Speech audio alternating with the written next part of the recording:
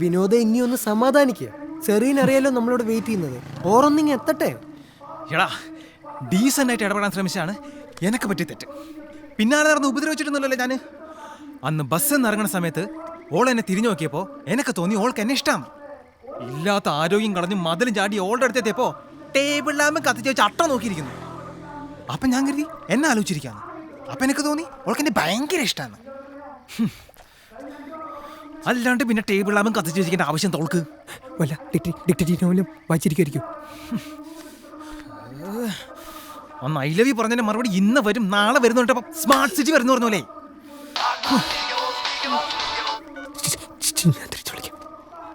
ഓ, എനിക്കൊക്കെ സുഖല്ലേ. ഒരു ഭാഗത്ത് ചിഞ്ചു, ഒരു ഭാഗത്ത് മഞ്ജു, 2 സിമ്മുള്ള ഫോണ്. ഇവിടെ ഒരു സിം കാർഡും ഒരു പെണ്ണിനോട് മാത്രം ഇഷ്ടമായിട്ട് നടക്കണമാരൊക്കെ മണ്ടന്മാര്.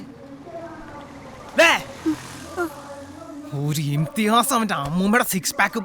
കേരളത്തിലെ ആമ്പിള്ളേർക്ക് എന്തിനാടാ 6 പാക്ക്? ഈ മമ്മൂട്ടി മോഹൻലാലൊക്കെ 6 പാക്ക് ഉണ്ടായിട്ടാ? രണ്ടാഴ്ച ജിമ്മിൽ പോയാ എനക്കും വരും 6 പാക്ക്. ഇന്നറിയണം ഓൾക്ക് എന്നെയാണോ ഓനെയാണോ വേണ്ടെന്ന്.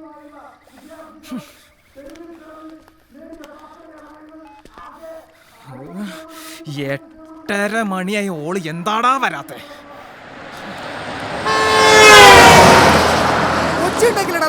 മോനെ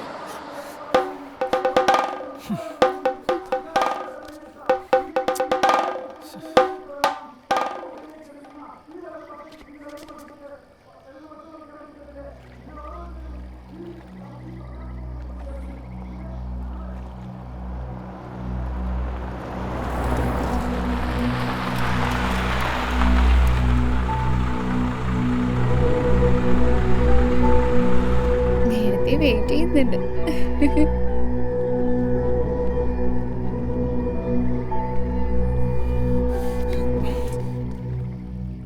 ഓളോട് ചാടിക്കടിക്കാനും ദേഷ്യപ്പെടാനും എനിക്കെന്താണ് അവകാശമുള്ളത്? ഇതുവരെ എന്നോട് എന്തെങ്കിലും ഇഷ്ടമുള്ളതായിട്ട് ഓള് പറയോ പ്രകടിപ്പിക്കുകയോ ഒന്നും ചെയ്തിട്ടില്ലല്ലോ.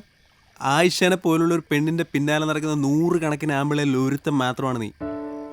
മുസ്തഫ അബ്ദും പറഞ്ഞാണ് ശരി, നീ ഓളും തമ്മിൽ ഒരുപാട് വ്യത്യാസമുണ്ട്. പഠിപ്പിലും അറിവിലും മതത്തിലും പെരുമാറ്റത്തിലും എല്ലാം. സ്വയം തരം താഴാനാണ് നിന്റെ ആഗ്രഹമെങ്കിൽ എനിക്കൊന്നും പറയാനില്ല. വായിൽ തോന്നുന്നൊക്കെ നിനക്ക് ഓളോട് വിളിച്ചു പറയാം. അതല്ല, മാന്യതയുടെ ഒരു അംശമെങ്കിലും ബാക്കി വേണമെന്നുണ്ടെങ്കിൽ ഓളോളെ പാട്ടിന് വിട്ടേക്ക്. ചേരാൻ അർഹതയുള്ളത് തമ്മിൽ ചേരട്ടെ.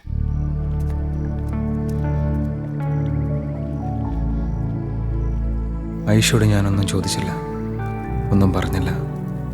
വാക്കുകൾ കൊണ്ട് വേദനിപ്പിച്ചെങ്കിലും മനോജ് പറഞ്ഞത് ശരിയാണെന്ന് എനിക്ക് തോന്നി.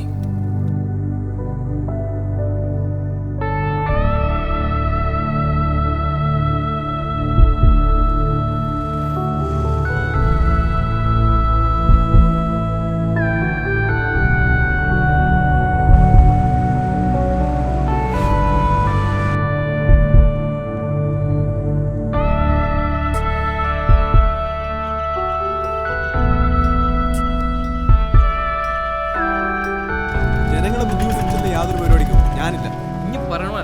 പറയുന്നത് മനസ്സിലാക്കി. അതല്ല എന്താ, എൻ്റെ ബൈക്കൊന്ന് വേണം ഐഷൻ്റെ കോളേജ് വരെ പോകാൻ. വേറെ ഒന്നിനും വേണ്ടിയിട്ടല്ല. ഇനി പറഞ്ഞെല്ലാം ശരിയാ, ചേരാൻ അർഹതയുള്ളവർ തമ്മിലേ ചേരൂ. പക്ഷേ മനസ്സിനെടുത്ത് കളയുന്നതിന് മുമ്പ് എന്നെ കോള ഒരു പ്രാവശ്യം കൂടി കാണണം.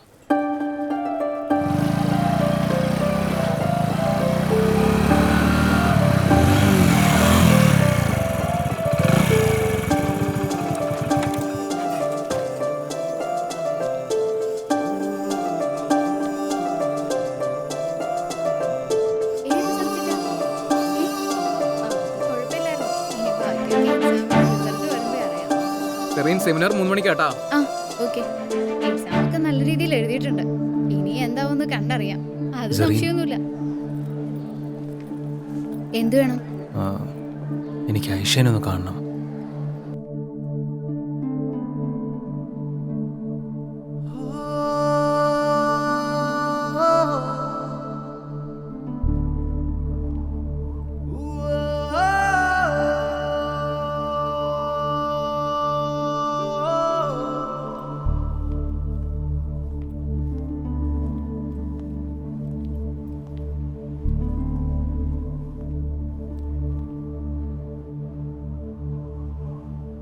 വിനോദ്,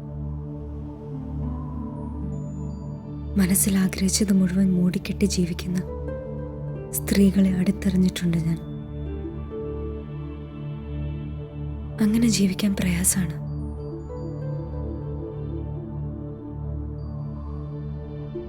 എനിക്കത് പറ്റില്ലെന്ന് തോന്നിയതുകൊണ്ടാ വിനോദിനോടത് പറയാൻ തീരുമാനിച്ചത്.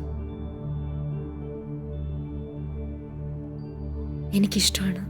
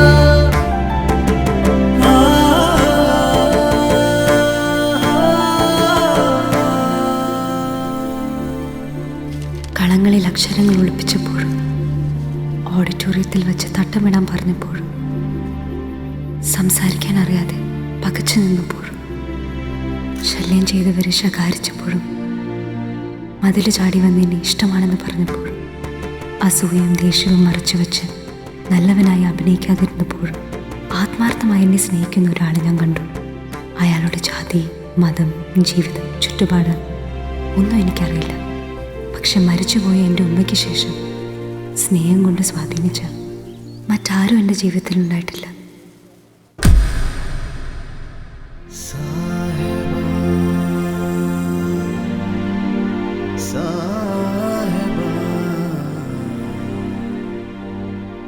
യാഥാർത്ഥ്യവും സ്വപ്നവും തമ്മിൽ വേർതിരിച്ചറിയാൻ പറ്റാത്ത അവസ്ഥയിലായിരുന്നു ഞാൻ. അതിരില്ലാത്ത സന്തോഷം. ഒരുമാതിരി സൈമൺസിൻ്റെ വിക്കറ്റ് കിട്ടിയ ശ്രീശാന്തിനെ പോലെ ഞാൻ എന്തൊക്കെയോ ചെയ്തു.